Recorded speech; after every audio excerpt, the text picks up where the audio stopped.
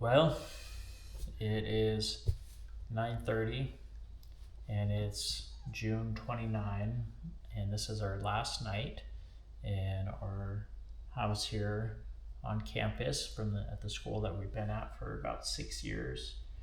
And when we moved here, when I started the job here, Jacob was in first grade and Charlotte was not yet in kindergarten. Mm-hmm. And we lived about 20 minutes away, and Jacob and Charlotte were homeschooling at that time, and we didn't have Bodie, and a lot of life has happened here, and we've watched our kids grow. Jacob's going to be in 7th grade this year. Charlotte's going to be in 5th grade, and if I were staying, I'd get to be her teacher. Mm-hmm. And I get to be her teacher anyway, but just not like in the traditional classroom. So we have a lot of mixed feelings, right, guys? Yeah. Do you want to share how you're feeling? No, maybe later. Maybe later. Charlotte, you want to share how you're feeling? I'm sad. Yeah.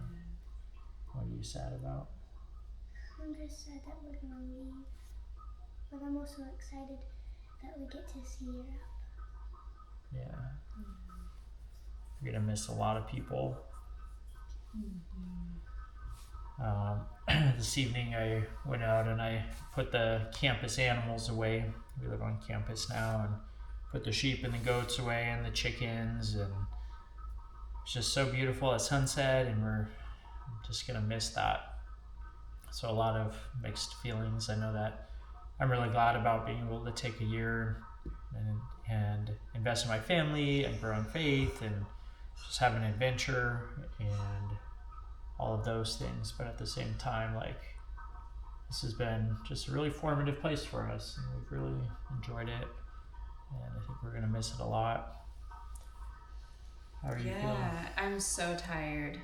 Packing is so intense and I'm exhausted, and yeah, so it's hard for me to gather my thoughts, like, just because I'm really tired, but I am really going to miss our time here, and it's been so amazing to live on campus and just get to walk around, and just it's so beautiful and so peaceful, and I will definitely miss the avocados. Oh, they're so good. And the fresh eggs. Yes. Yeah. Yeah. So I think it was Friday, we moved basically the rest of the furniture out. So we still had the kitchen to pack up and everything today. But on Friday we moved just kind of the couch out and just the last of the furniture, and we moved the washer and dryer out. And basically, like 5 minutes after we moved the washer and dryer out, poor little Bodie man got sick, and he puked all over the couch cushion. And he yeah, it was 5 minutes after we had moved the washer and dryer out, and we had also packed up all of our linens, all of our towels, all of our bedding, all of our pillows, basically everything that we would need to help a sick child. So we were like, paper towels? Paper towels. And yeah, so anyway, yeah, I mean, it was just like one of those things where we're like putting our life, we just packed everything up in this shed and just put everything away, and like we're not going to have any of this stuff for a year. And basically what we have right now is just what we're going to be living with for the next year, just like our duffel bags and our camping supplies and everything. And then and there's nothing quite like a terrifying moment of like, oh my goodness, what are we doing? Like to pack the rest of the stuff up and then have your child get sick.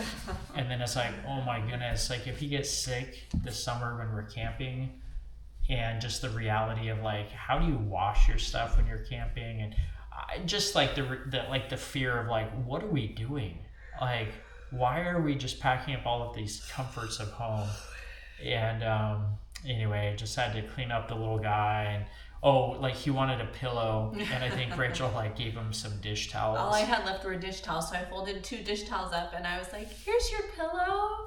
And he's like, "No, I want a real pillow." I was like, "Oh, look at these dish towels. They're so nice. Here's your pillow." And so finally, he was so pitiful that I went into the shed and I found a box of pillows and I opened it up and I got him a real pillow. And then he was like having, anyway, just food poisoning stuff from like the front end and the back end. And so we put a Okay. put a doggy diaper on him. Okay, because that's all that we had. That's all right. And we hadn't used it on the dog. Yes, Just it was so clean. totally sanitary. Just like, what are we doing with our life? It'll take a year, and just like, oh my goodness, like, anyway.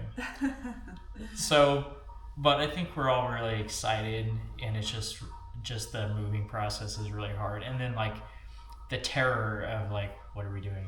But at the same time, really excited, and it's going to be an adventure.